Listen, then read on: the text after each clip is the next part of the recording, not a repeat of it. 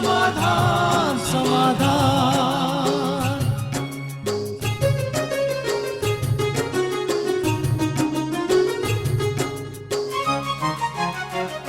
समस्या से उभरना अगर चाहे इंसान, स्वयं के संग सर्व का वो दिल से करे सम्मान। कहता है ये समाधान समाधान समाधान। समस्या से उभरना अगर चाहे इंसान, स्वयं के संग सर्व का वो दिल से करे सम्मान। कहता है ये समाधान समाधान समाधान। समाधान समाधान समाधान।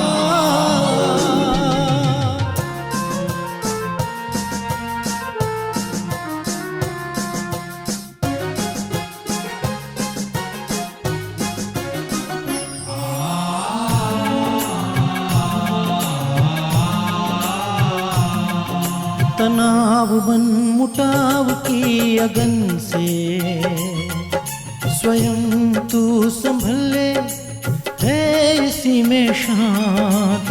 दूरियां दरारे मिटाए मन से, जीवन बन जाएगा खुशियों की खान खुशियों की खान। कहता है ये समाधान समाधान समाधान। नमस्कार, आदाब, सत श्री अकाल। मित्रों, स्वागत है आप सभी का समाधान कार्यक्रम में। मित्रों, जब गुरु नानक देव जी सत्संग कराया करते थे तो एक बिल्कुल ही यंग सा लड़का रोज ही उनके सत्संग में आकर बैठ जाया करता था। बिल्कुल सामने आके बैठता था और साथ ही बहुत ध्यान से सुना करता था। ठंड के दिन थे और लोग भले ही नहीं आया करते थे, लेकिन रोज ही वो आ जाया करता था। एक दिन गुरु नानक देव जी ने उनसे पूछा कि अभी तो तुम बिल्कुल यंग हो, रोज रोज तुम आ जाते हो और लोग नहीं आते, लेकिन तुम एक दिन भी नागा नहीं करते, क्या बात है? उस यंग लड़के ने कहा कि मौत का क्या भरोसा है गुरुजी, पता नहीं कब आ जाए, इसलिए मैं रोज चला आता हूँ भगवान का नाम सुनने के लिए, उनका सिमरन करने के लिए। गुरु नानक देव जी मुस्कुराए, उसकी समझ पे उन्हें खुशी भी हुई, लेकिन फिर भी उन्होंने प्रश्न किया कि अभी तो तुम बिल्कुल यंग हो, अभी तो तुमको संसार देखना है, वृद्ध होगे उसके बाद तुम्हारी मृत्यु होगी। उस लड़के ने कहा कि गुरुजी, कुछ दिनों पूर्व मेरी माँ चूल्हा जला रहे थे। बड़ी बड़ी लकड़ियाँ उन्होंने चूल्हे में डाली हुई थीं, वो लकड़ियाँ जल नहीं रही थीं। तब उन्होंने मुझसे कहा कि जा छोटी छोटी लकड़ियाँ लेके आ। तो मैं छोटी लकड़ियाँ जब लेके आया और उन्होंने उसे चूल्हे में डाला तो छोटी लकड़ियाँ जलने लगी, बड़ी लकड़ियाँ नहीं जल रही थीं। उससे मुझे सीख मिली कि बड़े होकर वृद्ध होके ही मृत्यु को प्राप्त हो ये ज़रूरी नहीं है। हो सकता है छोटे में, यंग एज में भी हमारी मृत्यु हो सकती है, और यदि मृत्यु हो गई तो फिर हम ईश्वर का ध्यान कब करेंगे, उनका नाम कब लेंगे, अच्छा कर्म कब करेंगे, फिर हमें मुक्ति और जीवन मुक्ति कैसे मिलेगी। उस प्रसंग से ही मैंने ये सीखा और इसीलिए मैं ईश्वर की ओर प्रवृत्त हुआ और रोज़ रोज़ आपकी सत्संग में आकर बैठ जाता हूँ। इतनी सुंदर सी बात थी ना मित्रों, न जाने कब हमारे पास भी मृत्यु चली आए, इसीलिए हम भी अपने जीवन को श्रेष्ठ कर्मों में, ईश्वर के ध्यान में और योग में लगाएं, ताकि न केवल हमारा ये जीवन श्रेष्ठ बने, लेकिन आने वाला जो कल है, आने वाला जो परलोक है, उसमें भी हमारा जीवन श्रेष्ठ हो। इस सुंदर बात के साथ आज के समाधान की शुरुआत करते हैं और भ्राता जी का स्वागत करते हैं। भ्राता जी, बहुत बहुत स्वागत और अभिनंदन है आपका।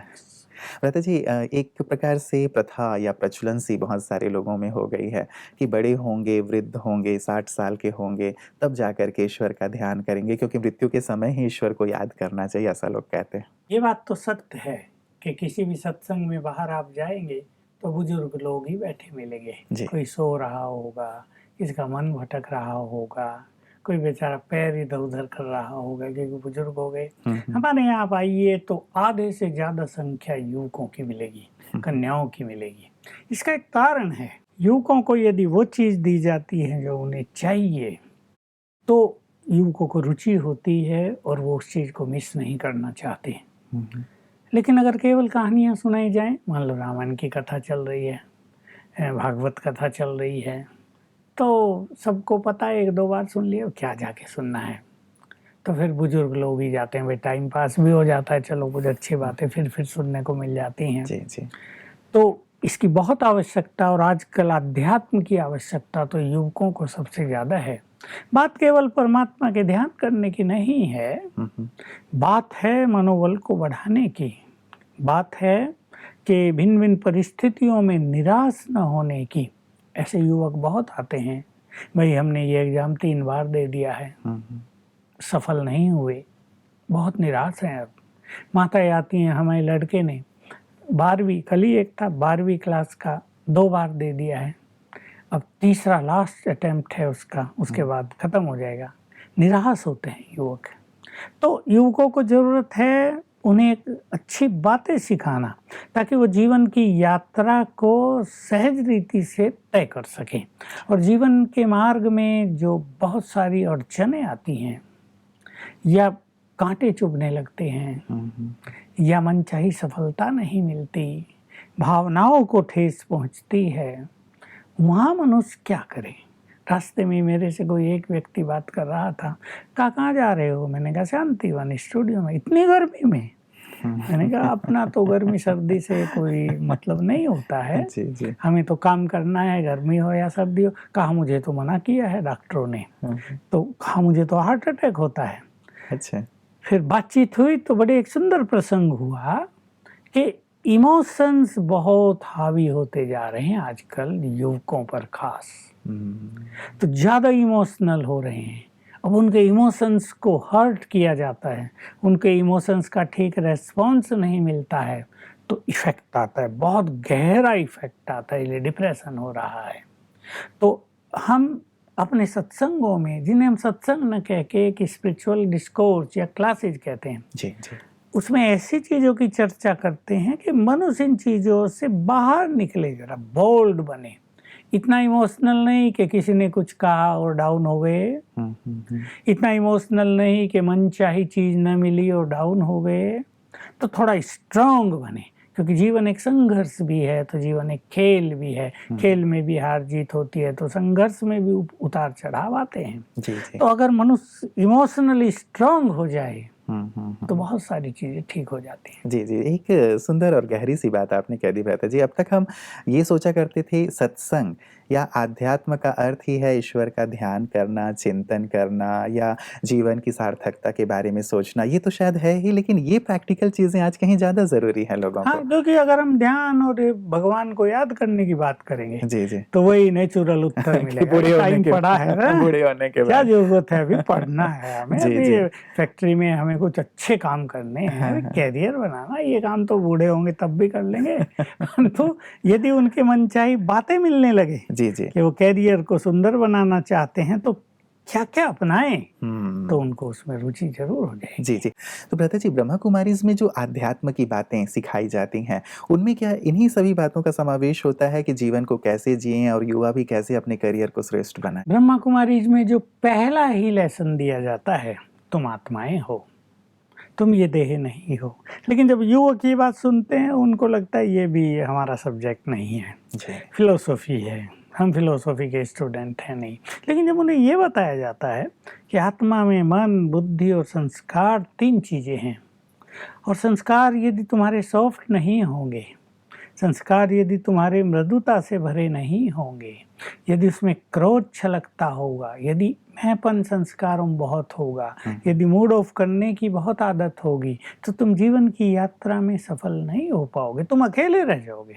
जो व्यक्ति क्रोध करता है, जो व्यक्ति बहुत अहंकारी है, उसके साथ कोई नहीं रहना चाहता। जब उन्हें मन की चीज़ का पता चलता है कि मन की शक्ति संसार में बहुत बड़ी है, तुम इसको बढ़ाओ तो जीवन में जो चाहे कर सकोगे, तो उनको रुचि पैदा होती है। जब उनके बौद्धिक विकास की बात यहाँ समझाई जाती है कि बुद्धि हर व्यक्ति के पास बहुत सुंदर है, आत्मा में बुद्धि है और सभी आत्माओं की बुद्धि बहुत सुंदर है, लेकिन मनुष्य ने अपनी बुद्धि को डल क्यों किया है, मैं तो कहूँगा डैमेज कर लिया आजकल।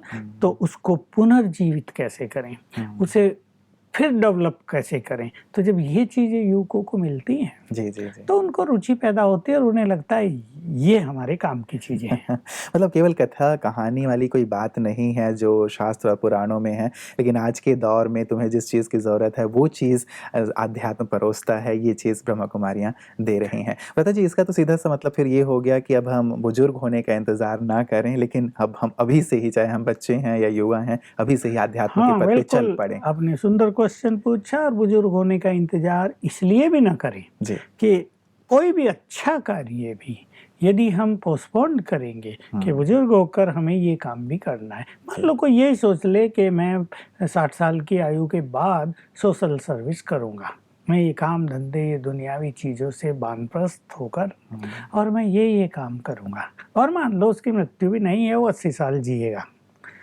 तो 60 साल तक पहुँचते-पहुँचते क्या पता उसके शरीर में क्या रोग लग जाएँ, क्या पता उसे कौन-सी बुरी आदत लग जाए, ड्रिंकिंग की आदत लग जाए, क्या पता उसको हाइपरटेंशन हो जाए, क्या पता उसके संबंध इतने बिगड़ जाएँ या उसके संस्कार इतने कटु हो जाएँ कि वो समाज सेवा तो क्या, जीना भी उसके लिए दूभर हो जाए।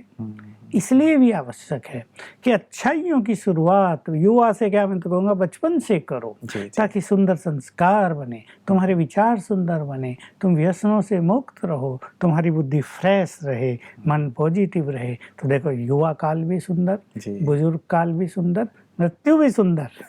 जी, मतलब सब कुछ अच्छा-अच्छा और भला-भला ही हो जाएगा। अध्यात्म हमें इस प्रकार से सुकून और एक सही प्रकाश और रास्ता दिखाता है। आइए व्रता जी, अब मेल की ओर लिए चलता हूँ आपको।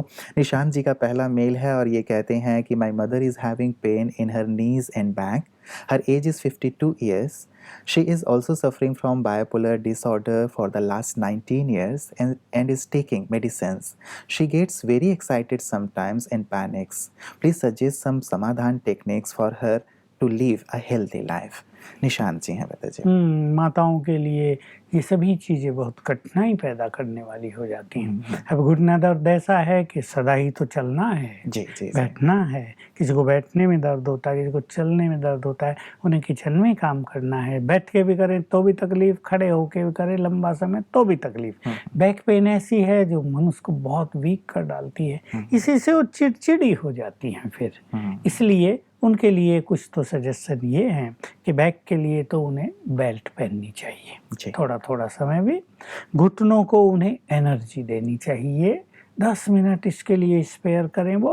और एनर्जी देने का यही तरीका, दोनों हाथ मलते हुए मैं मास्टर सर्वशक्तिवान हूँ 2-3 बार याद करेंगे तो हाथों से एनर्जी वाइब्रेट आउट होगी। और इस एनर्जी को यहाँ रख दें, हाथों को यहाँ रख दें जी, और आंखें बंद कर लें। फील करिए एनर्जी सीधी घुटनों में जा रही है और उसके दर्द को समाप्त कर रही है। ऐसा 1 मिनट रखेंगे जी। फिर दोबारा करेंगे, मैं मास्टर सर्वशक्तिवान हूँ, फिर यहाँ हाथ रखेंगे जी। बहुतों के इससे घुटने दर्द ठीक होते हैं। मुझे भी अनुभव है, मुझे भी कभी-कभी हो जाता है, करने से ठीक हो जाते हैं, दवाइयों की ज़रूरत नहीं रहती।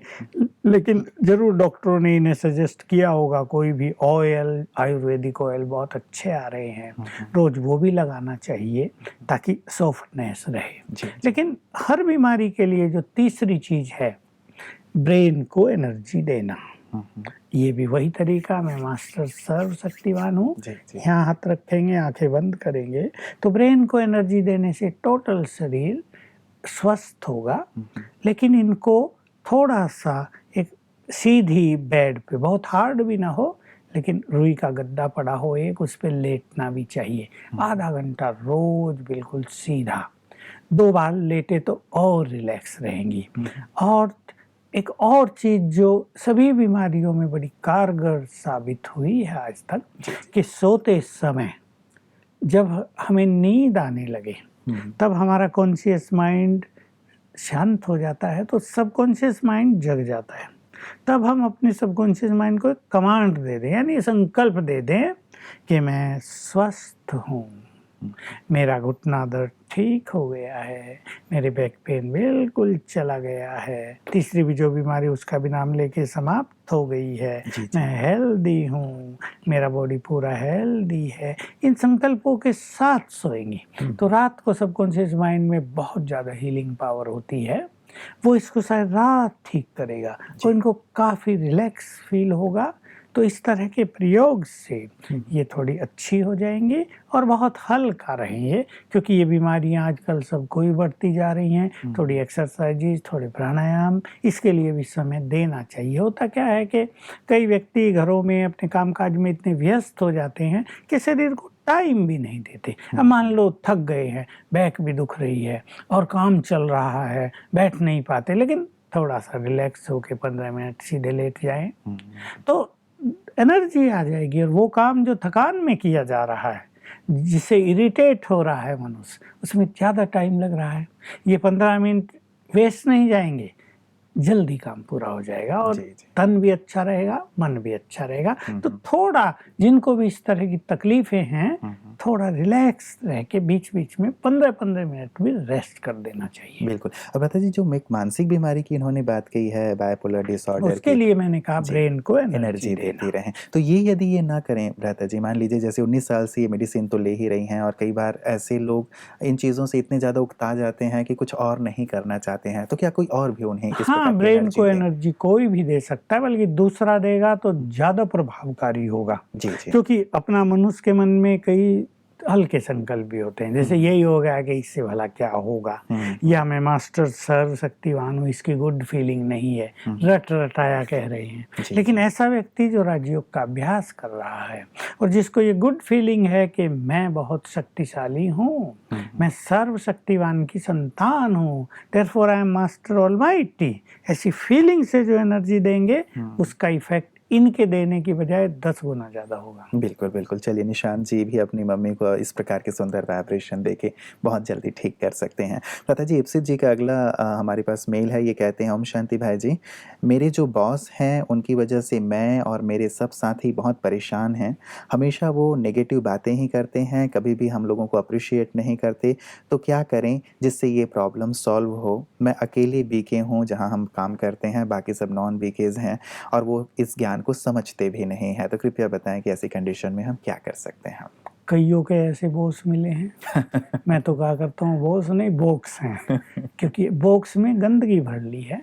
बेचारा घर से परेशान होके आता होगा तो गुस्सा अपने नीचे वालों पे उतार देता है। ऐसा भी तो संभव है कि उनके ऊपर वाले उन पे अपना उतारते हो, ये अपनी टेंशन इन पे ट्रांसफर कर देते हैं। ये चेन चली आती रहती है बहुत जगह, क्योंकि एक कार्य का शायद भ्राता जी होता है कि इतना टारगेट है और ये पूरा करना है, उन्हें पूरा करके देना होता होगा, इसलिए शायद ये इनके ऊपर कई कारण हैं। लेकिन कई योगी नेचर ही ऐसी रहती है, बॉसेज ज्यादा रखते हैं कि मुझे दबदबा रखना है अपने ऑफिस में। लेकिन मनुष्य को ये पता होना चाहिए, जो भी बॉस हैं, जनरल मैनेजर्स हैं या बड़े मैनेजर्स हैं, उन सबको जानना चाहिए, दबाव से कभी भी कार्य जल्दी नहीं होते, गलती ज़्यादा होंगी, बुद्धि का विकास रुक जाएगा, व्यवहार तो इस तरह का हो ही जाता है। और देखिए, आप किसी व्यक्ति को डांटते रहो, उससे बुरा बोलो, उस पर क्रोध करो, तो उसकी बौद्धिक क्षमता डाउन होती है, उससे गलतियाँ होंगी, उसकी जो एफिशिएंसी वो डाउन होगी। 8 घंटे में जितना काम वो रोज करता था ना,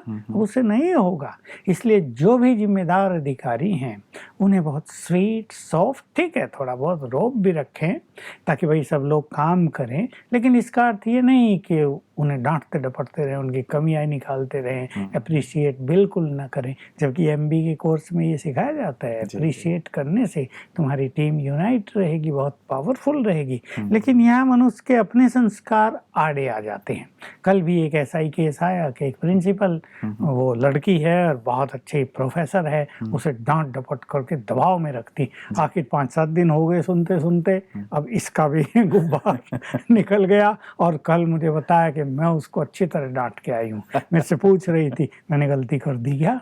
मुझे तो नहीं करना चाहिए था। मैं कहा नहीं, कभी कभी ऐसा करना भी कल्याणकारी होता है, अब सदा के लिए वो ठीक तो रहे कम से कम। तो लेकिन इम्पोर्टेंट चीज़ ये है कि दूसरे को ऐसा करते हुए अपनी मनोस्थिति बिगड़े नहीं। नहीं तो कभी-कभी जो बॉस हैं, वो अपने बॉसिज़्म में थोड़े ज़्यादा ही अहंकार के आकार को बढ़ा देते हैं और इससे सारा खेल बिगड़ जाता है। हमने कंपनियाँ डूबती हुई देखी, कुछ अधिकारियों के ऐसे बर्ताव के कारण ही।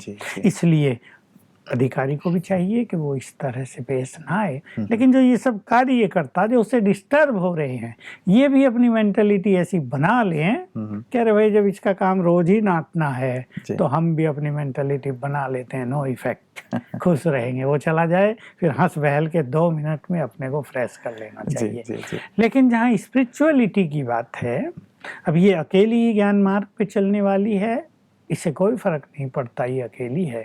सूरज भी तो आसमान में अकेला ही है ना, सारे जग को रोशन कर देता है। चांद भी जब पूर्णिमा का होता है वो अकेला ही तो है, कैसे सबके मन को आकर्षित कर लेता है। ये अपने स्पिरिचुअल वाइब्रेशंस वहाँ फैलाएं और बीच बीच में 1-2 मिनट एक तो ये अभ्यास करें, ये सभी आत्माएं हैं, इनके साथी भी और इनका बॉस भी, और बॉस के लिए विशेष संकल्प करें, बहुत अच्छी आत्मा है, भगवान का बच्चा है, किसी कारण से इरिटेट रहता है बेचारा। घर की ऐसे लोगों को हमने देखा कि पीछे की प्रॉब्लम रहती है, अब पत्नी से लड़ाई होती है रोज, वहाँ साथ नहीं मिलता है, या किसी के बच्चे बहुत ऐसे वैसे हैं तो वहाँ से वो इरिटेट रहते हैं। मुझे मिले कभी, सत्य बात है, मुंबई में एक AGM बैंक के, कहा मेरा जो सीनियर ऑफिसर है ना DGM, कहा सारा दिन गर्म रहता है, 24 जाएगा बस वो डांट खा के ही आएगा। मैं सोचता था जरूर इस व्यक्ति के साथ कुछ गड़बड़ है। एक दिन मैंने देख लिया, उसकी पत्नी बच्चे को लेकर आई जब ये बाहर गया। अब इसका बच्चा विकलांग, एक ही लड़का, अब ये उसको मुश्किल से उठा रहा है, वो उठता नहीं है। कहा मैं समझ गया कि इसके इरिटेशन का कारण ये है। कहा उसकी पत्नी का भी चेहरा मैंने देखा, कोई रौनक नहीं थी। तो दोनों को एक ही बच्चा है और कुछ है नहीं, उसको देख देख कर मनोस्थिति बिगड़ती रहती है।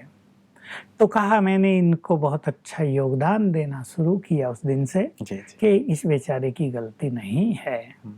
और योगदान देते देते मैंने देखा 15 दिन में कि उसके स्वभाव में चेंज आ गई, थोड़ा स्वीट सॉफ्ट हो गया। कहा फिर एक दिन मौका देखकर मैंने उनसे बात की तो यही बताया, फिर मैंने उनको कन्विंस किया, कर्मों की गति का ज्ञान दिया और बताया कि इससे तो तुम्हारा और भी कर्मों का खाता बढ़ रहा है। तो कहा उस व्यक्ति ने समझा, बुद्धिमान था, DGM है बहुत बड़े बैंक का, तो कहा बहुत अच्छी नेचर बन गई है 6 मास में।